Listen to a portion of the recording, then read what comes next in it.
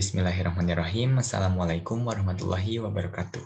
Sebelumnya izin memperkenalkan diri, nama saya Ahmad Fikri dengan NIM 215221035. Di sini saya akan presentasi praktek individu geografi pariwisata semester 2. Saya dari kelas 1B dan judulnya Surabaya Trip with Aloha Tour and Travel.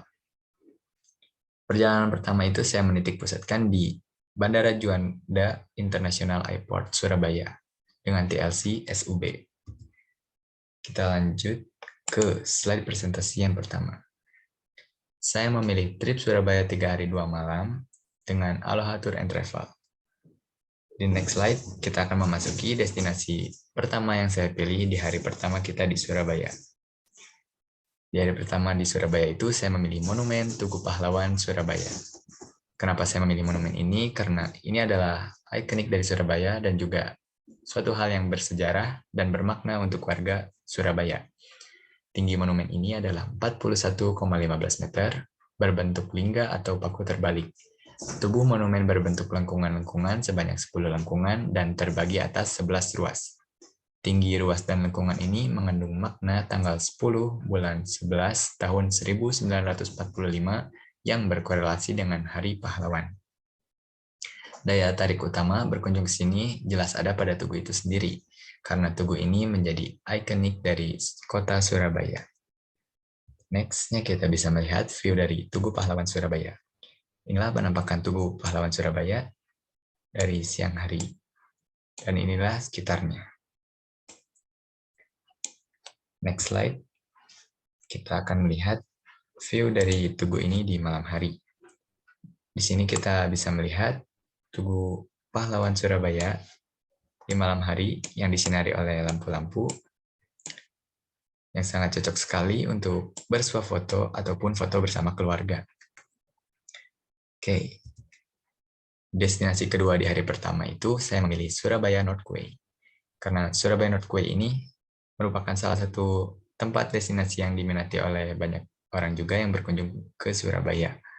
Bisa dilihat di sini terdapat lautan yang sangat luas dan di sini juga terdapat gambar kapal-kapal besar.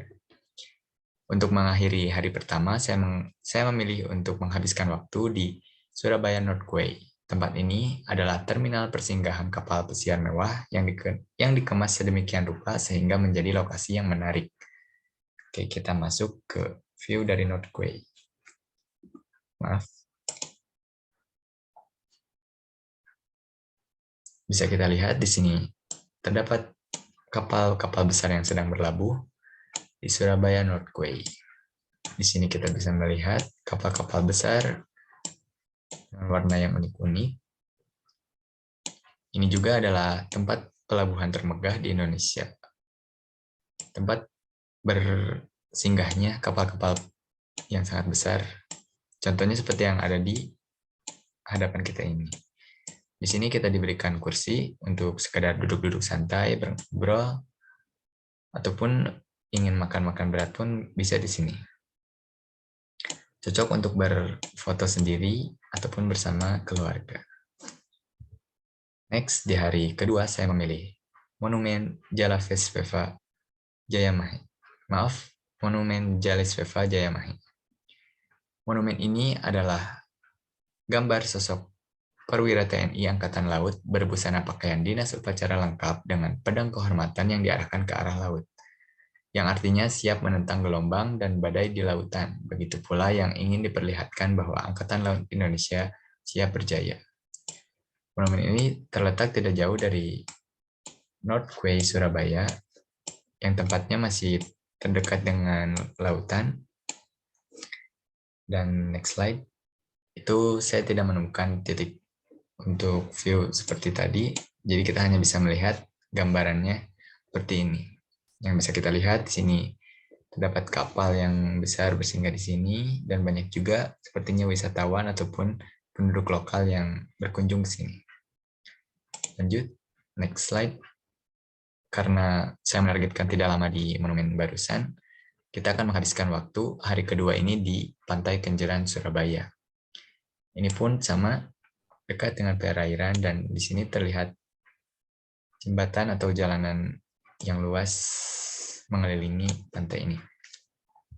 Kita masuk ke view-nya.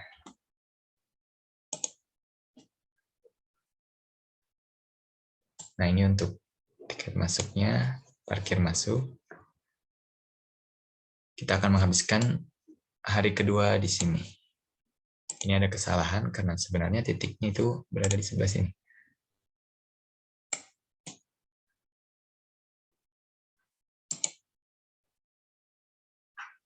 Nah, ini adalah penampakan dari Pantai Kenjeran, Surabaya.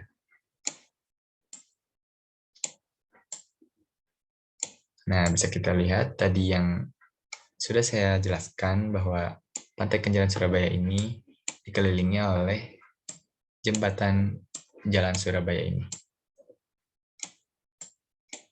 Oke, next slide. Kita bisa melihat Jalan Surabaya ini dan jembatan yang saya maksud. Dan inilah pantainya. Di sini kita cocok untuk berenang-renang, menghirup udara segar, bermain pasir, dan juga bisa ke tengah laut menggunakan perahu yang ada di sana. Tentunya dengan sewa lagi. Dan selanjutnya di hari ketiga saya memilih ekowisata mangrove Wonorejo. Ini adalah kawasan hutan yang berada di Wonorejo, Surabaya, Jawa Timur. Kita akan menghabiskan waktu di sini full seharian untuk di hari ketiga. Oke, masuk ke slide selanjutnya. Itu kita masuk ke view dari hutan mangrove Wonorejo ini. Kita bisa melihat dari atas ini sangat indah dan masih hijau segar. Ini adalah jalanan jembatan yang bisa dilalui untuk menikmati destinasi wisata hutan mangrove Wonorejo ini. Dan di sini pun ada via perairan untuk berjelajah melihat hutan mangrove ini. Like next slide. Selanjutnya kita akan masuk ke jembatan yang barusan sudah saya tunjukkan. Di sini kita bisa explore suasana hutan yang lebat, masih dengan kekayaan alam yang asli, bisa dilihat dari atas tadi, sangat hijau, banyak sekali pepohonan, cocok untuk piknik, bersantai, menikmati pemandangan, makan-makan juga bisa, dan bisa juga mendekat ke air menggunakan perahu, yang tentunya itu pasti sewa lagi. Di sini pun ada yang memancing terlihat. Oke, next slide. Next slide itu kita akan masuk ke view dari di atas perahu. Yang saya bilang tadi, untuk menelusuri hutan mangrove Wonorejo ini, kita bisa menyewa perahu, seperti gerombongan wisatawan ini menyewa perahu untuk berjelajah hutan mangrove ini. Oke, di next slide. Ini adalah slide terakhir yang bisa dibilang untuk menutupi trip kita 3 hari tadi di Surabaya. Nah, yang terakhir ini adalah masih kawasan hutan mangrove Wonorejo. Di sini kita bisa melihat hutan ini berdekatan dengan perairan yang menyambung ke Pantai Pasir Putih, Surabaya. Jarak tempuhnya hanya 350 meter saja.